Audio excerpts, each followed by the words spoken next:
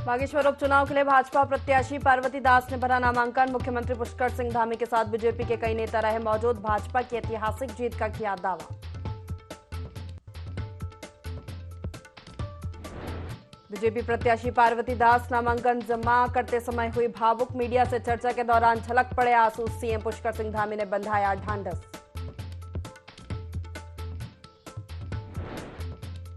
पूर्व पीएम अटल बिहारी वाजपेयी की पुण्यतिथि है आज। सीएम धामी ने दी श्रद्धांजलि। अविस्मरणीय योगदान को किया याद।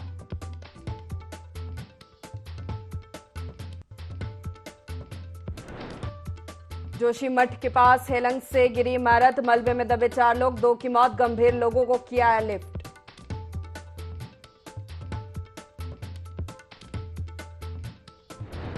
जर्मनी के प्रतिनिधिमंडल की कृषि मंत्री से मुलाकात। प्रदेश में निवेश को लेकर दोनों के बीच बातचीत। ऑर्गेनिक और फूड प्रोसेसिंग के क्षेत्र पर दिया जोर।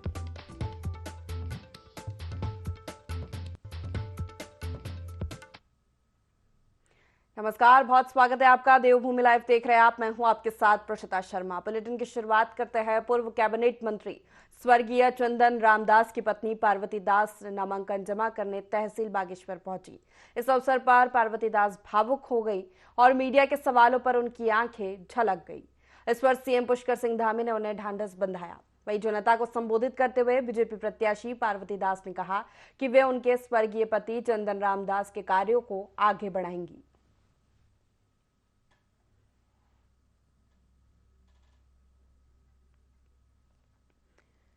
तो खबर बागेश्वर से आपको दिखा रहे हैं, जहां बागेश्वर में उपचुनाव होना है। उसके लिए बीजेपी प्रत्याशी पार्वती दास ने आज अपना नामांकन दाखिल किया है। आपको बता दें, पार्वती दास स्वर्गीय चंदन रामदास की पत्नी है, जो कैबिनेट मंत्री रहे हैं उत्तराखंड सरकार में। कुछ दिनों पहले उनका निधन हो गया था, जिसकी वजह से ये सीट खाली हो गई थी।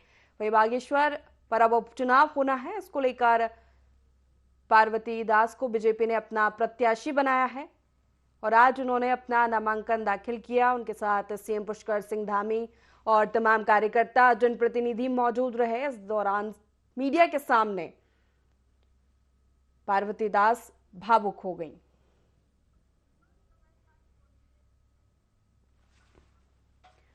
और इस खबर पर ज्यादा जानकारी ले लेते हैं। हमारे साथ संवाददाता मनोज जुड़ गए हैं। मनोज, आज बागेश्वर में बीजेपी से प्रत्याशी पार्वती दास ने अपना नामांकन दाखिल किया। इस दौरान सीएम पुष्कर सिंह धामी भी उनके साथ मौजूद रहे।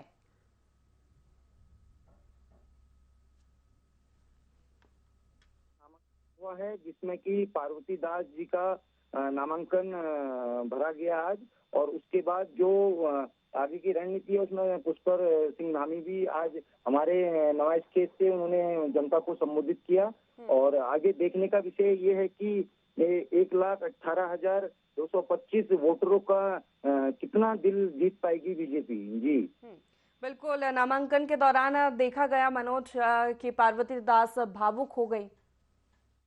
जी बताना चाहेंगे कि पार्वती दास वही अभी जो मंत्री जी है उनका देहांत तो हुए 5 या 6 महीने लगभग हुए हैं। तो उस पर वो उन्हीं की यादों में वो भावुक हो रहे थे और उन्हें उनका दिल भी बड़ा कमजोर सा लग रहा था जब वो नामांकन की प्रक्रिया करने के लिए वहां पहुंचे थे। उनके आंखों में आंसू थे और जब हमने ये चीज देखा तो, और हमारे जो जितने भी मीडिया कर्मी हैं उनको उन्होंने बाइट लेते समय भी वो भावुक हो गए थे। तो उसमें भी उन्होंने कुछ नहीं बोल पाए। जी चलिए मनोज, बहुत शुक्रिया तमाम जानकारी देने के लिए।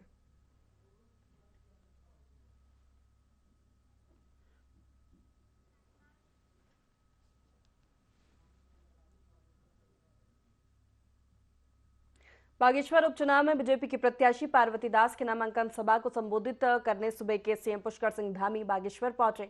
ऐतिहासिक नुमाइश खेत मैदान से जनसभा को संबोधित करते हुए सीएम धामी ने कहा कि स्वर्गीय चंदन रामदास की आकांक्षाओं और कार्यों को आगे बढ़ाने के लिए बागेश्वर से बीजेपी ने पार्वती दास को उम्मीदवार बनाया है।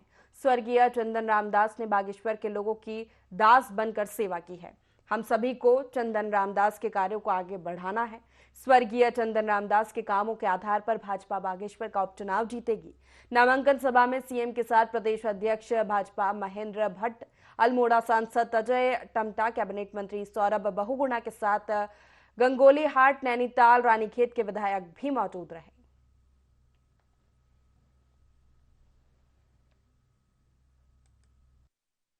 स्वर्गीय चंदन रामदास जी को लोगों ने अपना हमेशा समर्थन दिया। चारों चुनाव में उनको यहाँ से अपना आशीर्वाद देकर इस क्षेत्र की सेवा करने का अवसर प्रदान किया। लोगों के उनके प्रति एक प्रेम है, अपनी श्रद्धांजलि लोग इस रूप में देना चाहते हैं कि जो उनके सपने इस क्षेत्र को लेकर थे, जो अनेकों विकास के कार्य उन्होंने इस क्षेत्र में किए थे, उसको आगे बढ़ाएं, उनको पूरा करेंगे। कि धर्मपत्नी उनको पार्टी ने यहाँ पर उम्मीदवार बनाया है। जो इस प्रकार के दल हैं वो केवल विरोध के लिए, विरोध की राजनीति करने के लिए, केवल लोगों को वोट बैंक तक ही अपना समझने के लिए वो चुनाव में खड़े होते हैं, तमाम बड़े बड़े वायदे करते हैं। जनता उनको भली भांति समझ चुकी है। बागेश्वर में उपचुनाव को लेकर भाजपा की तरफ से नामांकन प्रक्रिया पूरी कर ली गई है। भाजपा प्रत्याशी पार्वती दास ने अपना नामांकन भाजपा प्रदेश अध्यक्ष महेंद्र भट्ट, प्रभारी मंत्री सौरभ बहुगुणा समेत प्रदेश के तमाम पदाधिकारियों की मौजूदगी में किया। इस दौरान कैबिनेट मंत्री प्रेमचंद अग्रवाल ने कहा कि सीएम से लेकर भाजपा प्रदेश अध्यक्ष समेत प्रदेश के मंत्रीगण वहां मौजूद है। जनसभा हुई है, ऐसे में एक बड़े मार्जिन से भाजपा बागेश्वर विधानसभा में जीत दर्ज करेगी।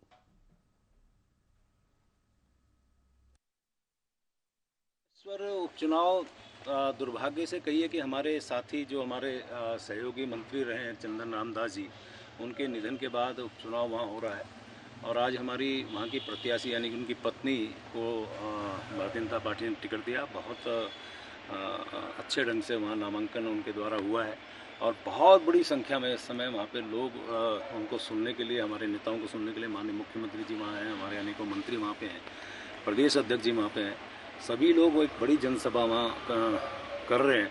और मैं उम्मीद कर रहा हूँ कि जो कार्य हमारे भाई चंदन रामदास जी ने किए थे उसको लेके वहाँ की जनता ने लगातार उनको 4 बार विधायक बनाया।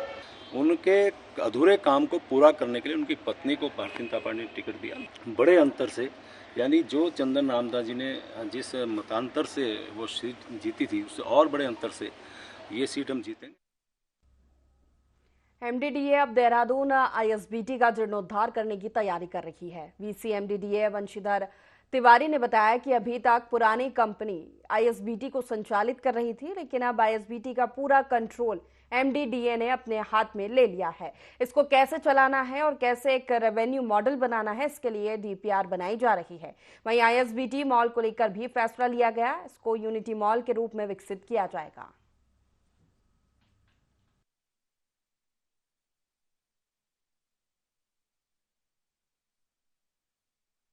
मोड में रैमकी की उसकी अवधि पूर्ण हो रखी थी, तो प्राधिकरण के द्वारा हम लोगों ने निर्णय लिया कि इसका संचालन हम लोग खुद ही करेंगे और उसमें हम लोगों ने जो उसका रिनोवेशन का प्लान बनाया है और जो दुकानदार उनसे ही बात हुई है और लगभग 1.5 करोड़ की हमारी आमदनी इससे हर माह हो रही है।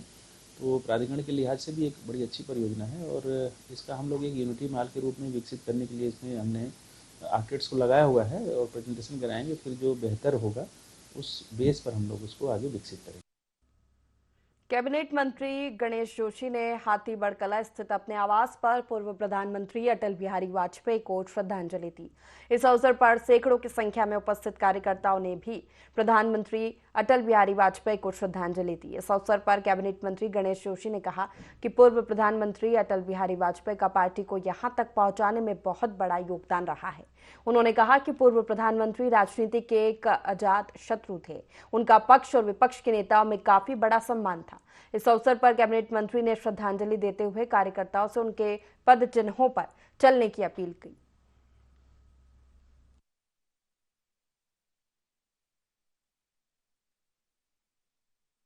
देश के पूर्व प्रधानमंत्री स्वर्गीय भारत रत्न वाजपेयी जी की 5वीं पुण्यतिथि है। आज भारतीय जनता पार्टी जिस स्थान पर पहुंची है तो स्थान में पहुंचाने में वाजपेयी जी का अभूतपूर्व योगदान है, या कहूं कि उन्हीं की वजह से आज भारतीय जनता या पार्टी को अतिशयोक्ति नहीं होगी। जिनको अजात शत्रु कहा जाता था, मैं आज दिल की गहराइयों से उस महान नायक को नमन करता हूं, प्रणाम करता हूं। और अपने कार्यकर्ताओं से कहता हूं कि वाजपेयी जी को पढ़ें और वाजपेयी जी से कुछ सीखें। बुग्गवाला के बदीवाला गांव में भारी बारिश से एक मकान गिरा था, जिसका निरीक्षण करने अभी तक कोई प्रशासनिक अधिकारी नहीं पहुंचा है। इसे लेकर ग्रामीणों ने शिकायत की है। भारतीय किसान यूनियन क्रांतीय राजनीति के राष्ट्रीय संयोजक मुकेश कंबोज के मकान की दीवार गिरने से भारी नुकसान हुआ था। अधिकारियों और सांसद विधायक ने फसल नुकसान का भी निरीक्षण नहीं किया। इससे नाराज ग्रामीणों ने आगामी चुनाव का बहिष्कार करने की चेतावनी दी है।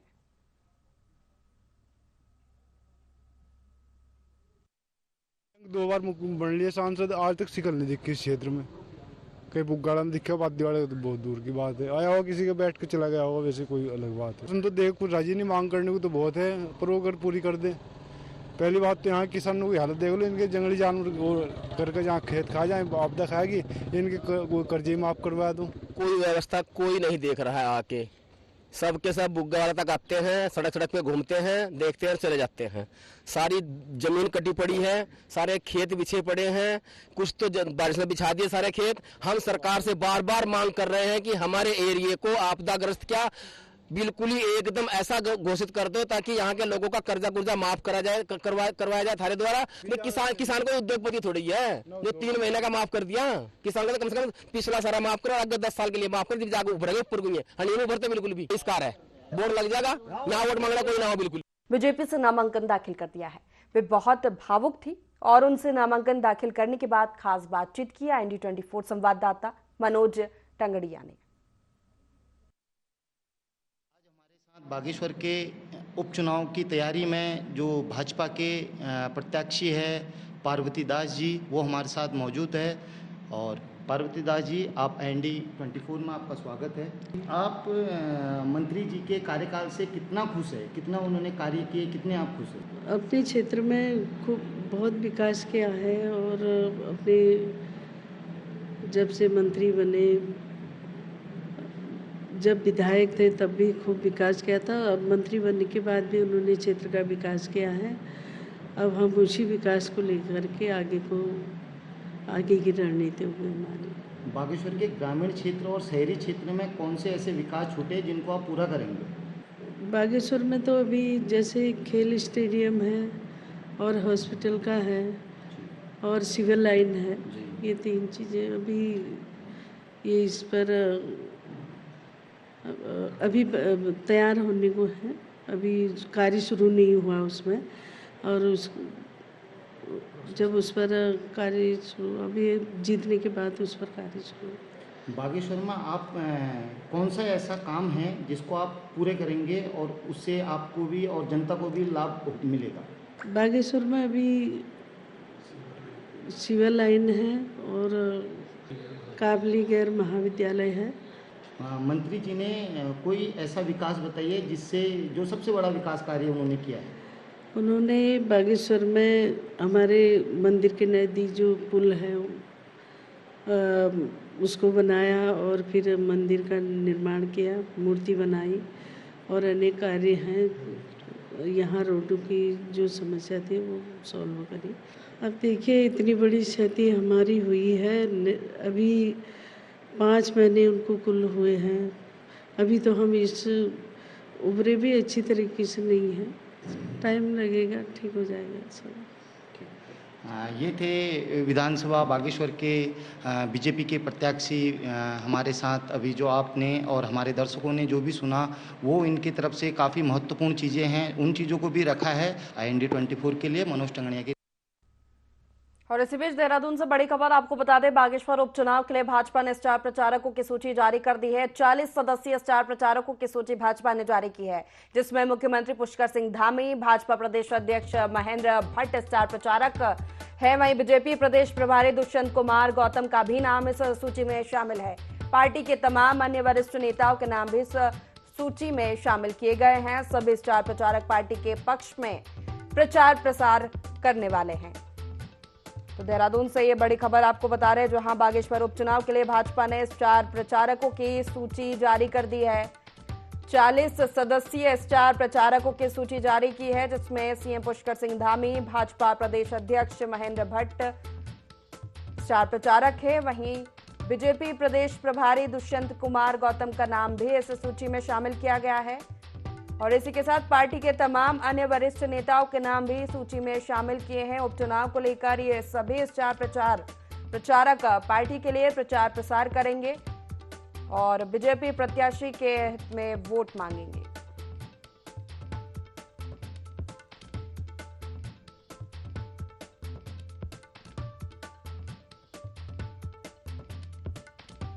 और इसी खबर पर ज्यादा जानकारी लेंगे। हमारे साथ विनय फोन लाइन पर जुड़ गए। विनय, बागेश्वर उपचुनाव के लिए बीजेपी ने 40 सदस्यीय स्टार प्रचारकों की सूची जारी की है, जिसमें सीएम का नाम भी शामिल है।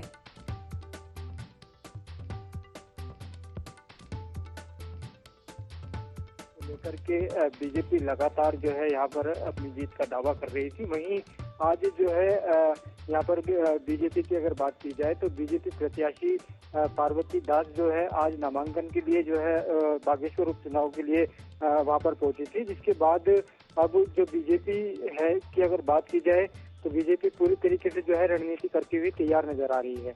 बागेश्वर चुनाव का जो उपचुनाव जो वहाँ पर होना है उसको लेकर के बीजेपी ने पूरी तरीके से तैयारियां कर ली है। साथ ही साथ स्टार प्रचारकों की अगर बात करें तो 40 स्टार प्रचारक जो है उनका लिस्ट में जो है नाम यहाँ पर शामिल है, जिसमें कि प्रदेश के मुख्यमंत्री पुष्कर सिंह धामी सहित यहाँ पर अगर बात की जाए तो बीजेपी के जो प्रदेश अध्यक्ष महेंद्र भट्ट, साथ ही जो बीजेपी के वरिष्ठ नेता का भी जो नाम है वो इसमें शामिल है। जी बिल्कुल, 40 सदस्यीय स्टार प्रचारकों की सूची जारी की है। सभी पार्टी के पक्ष में वोट मांगेंगे। बागेश्वर में क्या मुख्य मुद्दे हैं चुनाव के लिए? बिल्कुल, देखिए मुख्य मुद्दों की अगर जो यहाँ पर बात की जाए तो जो मुद्दे यहाँ पर रहेंगे कि जिस तरीके से यहाँ पर 4 बार के विधायक भी यहाँ पर चंदन रामदास रहे हैं, जो कि कैबिनेट में भी मंत्री रहे हैं, तो उनकी अगर बात की जाए तो उनके विकास कार्यों को देखते हुए जो है यहाँ की जो जनता है उनके विकास कार्यों को लेकर के ही जो है यहाँ पर वोट करने वाली है। वहीं अगर बात की जाए कि किस तरीके से जो है स्टार प्रचारक वहाँ पर जाके जो है आगे के लिए रणनीति तैयार करते हैं और लोगों को जो है अपने हित में लेते हैं। ठीक है, बहुत शुक्रिया तमाम जानकारी देने के लिए। विनय, देहरादून से ये बड़ी खबर आपको बता रहे थे, जहां बागेश्वर उपचुनाव के लिए भाजपा ने स्टार प्रचारकों की सूची जारी कर दी है। 40 सदस्यीय स्टार प्रचारकों की सूची जारी की है, जिसमें सीएम पुष्कर सिंह धामी का नाम भी शामिल है। ये सभी प्रचार प्रसार कर पार्टी के पक्ष में वोट मांगेंगे।